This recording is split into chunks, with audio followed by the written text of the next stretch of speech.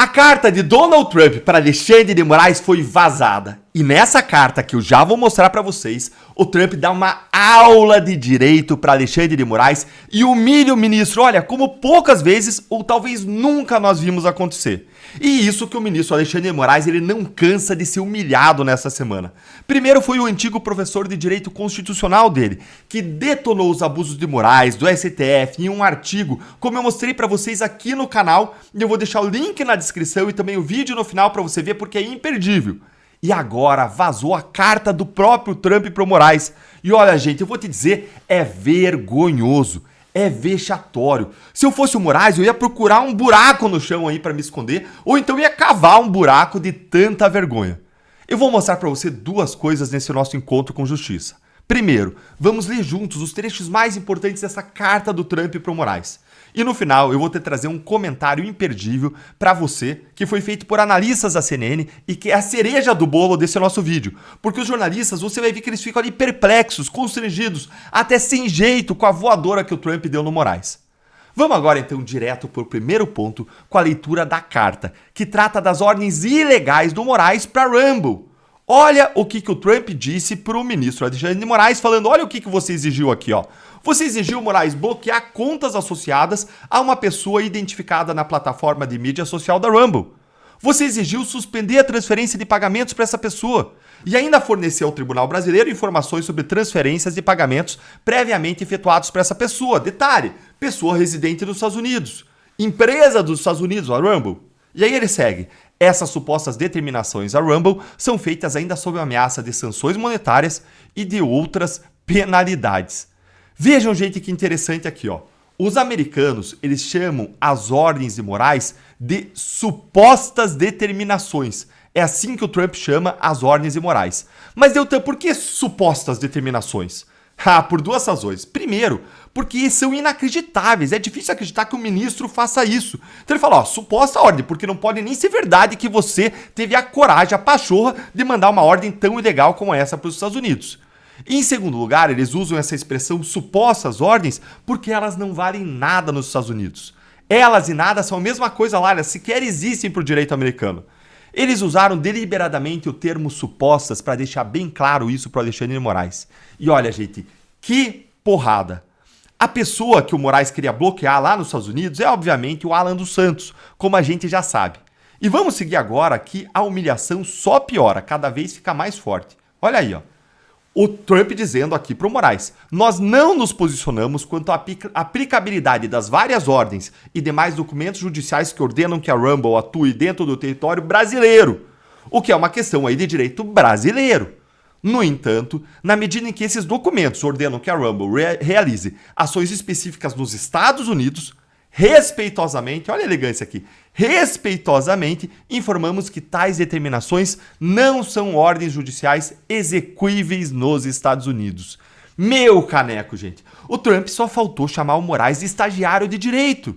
Ou melhor, talvez de ministro reborn, ou juiz reborn, porque é infantil o que ele fez. É infantil, é um juiz fake, não sabe o básico de direito. E que porrada que foi essa, hein? Gente, olha o didatismo dessa carta, com o Departamento de Justiça americano praticamente tendo que ensinar o beabá de como a lei funciona, do que o Moraes pode ou não pode fazer. Como se os Estados Unidos fossem, sei lá, um professor paciente e o Moraes fosse um mau aluno diante desse professor. E vai ficando cada vez mais humilhante. Olha aqui, ó.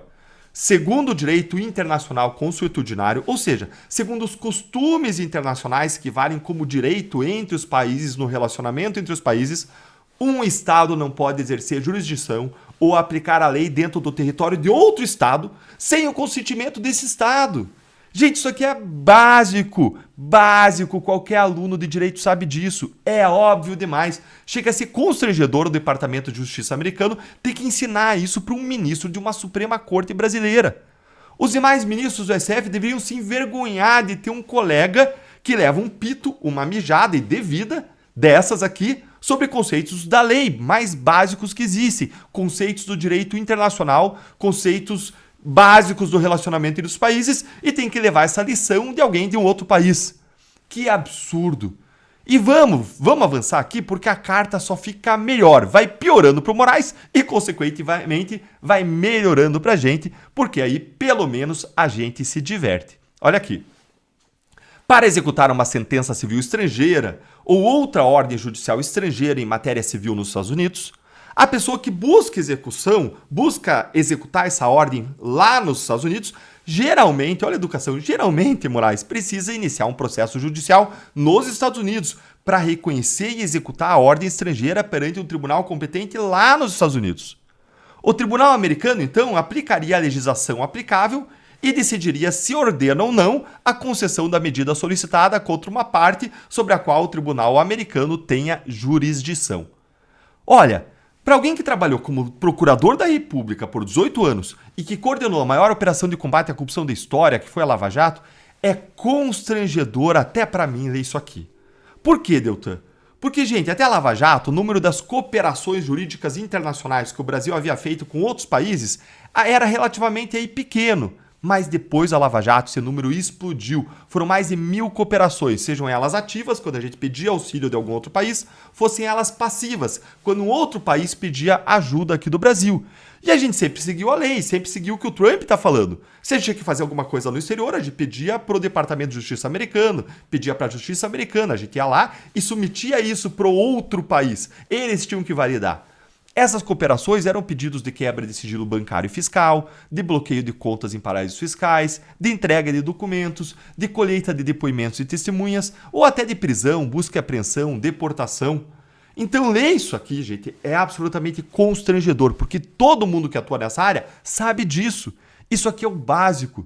A gente fazia esse tipo de pedido todos os dias na Lava Jato. E Moraes também sabe que é assim que deve ser feito. O Moraes, ele foi do Ministério Público antes de ir para a política, antes de ele virar ministro do Supremo. Então é constrangedor porque mostra que o ministro, mesmo sabendo, ele decidiu violar a lei mesmo assim. E isso é mais uma evidência do abuso de poder judicial, do abuso de autoridade do Moraes. Isso aqui é uma prova adicional das ilegalidades do ministro apresentada diretamente perante os Estados Unidos. Chega até a ser triste que a gente tenha alguém assim no Supremo Tribunal Federal.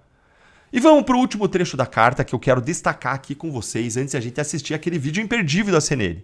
Nesse trechinho aqui da carta, o Departamento de Justiça ele faz um alerta a Moraes de que mesmo que ele tivesse enviado as decisões pelos canais corretos, obedecendo à lei, elas dificilmente teriam sucesso lá, dificilmente seriam implementadas nos Estados Unidos por conta das leis americanas que protegem a liberdade de expressão.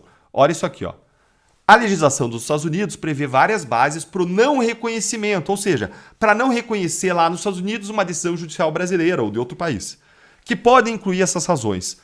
O devido processo insuficiente, ou seja, violações ao devido processo legal, não teve um processo adequado, não teve uma incitação, não teve uma intimidação, como aconteceu, aliás, no caso Alan dos Santos, ou ainda segue aqui a carta, a incompatibilidade com a legislação americana que protege a liberdade de expressão. Ou seja, eles não vão lá ficar calando a boca das pessoas. A democracia não permite isso, só aqui essa democracia é relativa aqui ao Brasil. Aí ele segue dizendo, as ordens do Tribunal Brasileiro não são executáveis nos Estados Unidos sem a abertura e sucesso em procedimentos de reconhecimento e execução perante tribunais americanos. Gente, essa com certeza foi a maior e pior humilhação da história do ministro Alexandre de Moraes. Por isso que ele não divulgou a carta depois de ter recebido, ele ficou com vergonha. E como se fosse pouco, vamos agora para o vídeo imperdível que eu prometi para você, que é o vídeo da CNN, com os analistas Caio Junqueira e Lorival Santana absolutamente sem jeitos, perplexos, constrangidos com essa carta. Dá uma olhadinha aqui comigo porque vale muito a pena. Olha aí. Lorival, é normal isso?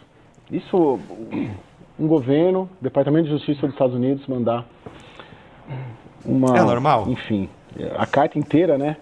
Ela tem vários, quase que uma aula ali, né? Querendo falar, Alexandre de Moraes, você tem que agir assim, não da forma como você está agindo. Eu queria saber se na sua experiência toda é comum ver isso. Cara, ele já tava rindo na pergunta, assim, ó. Cara, então, assim, veja bem, tem uma aula ali, né? É comum ver uma aula. Vamos ver, Lorival, conta aí pra gente. Bom, em primeiro lugar, parabéns pela apuração. Você usou aí elegantemente o plural majestático, mas foi você que conseguiu. a carta, que é importante para a gente entender em que lugar nós estamos nessa situação entre Estados Unidos e Brasil. Sim. Eu nunca vi isso, principalmente em se tratando assim, de dois países que são parceiros, né, que têm uma boa relação e que são duas democracias, né? Os Estados Unidos, eles costumam tratar dessa forma ditaduras contra as quais eles têm uma série de críticas públicas já e tal. Essa é uma reprimenda. Eles colocaram o advérbio respeitosamente, mas é uma reprimenda direta, né, assim, e isso eu acho bastante grave do ponto de vista diplomático. É evidente, é evidente. Dá uma olhadinha. Repete só aqui 5 segundinhos aqui, ó. Olha aí, ó. Presta atenção nisso aqui, ó. Dessa forma, ó. Ditaduras...